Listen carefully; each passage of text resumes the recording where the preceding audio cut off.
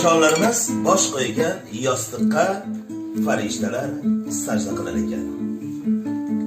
Onajonlarimiz qadam qo'ygan eshikka avliyolar chiroq yoqar ekan.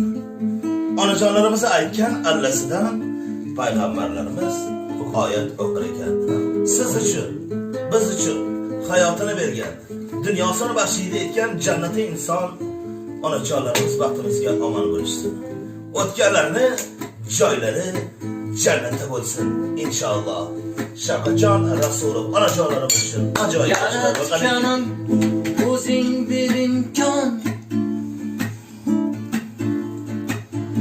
orzularim ro'yob bo'lguncha onamni sog' tutgining meni ham omon. Men onamni rozi qilguncha onamni sog' tutgining meni ham omon. Men onamni rozi qilguncha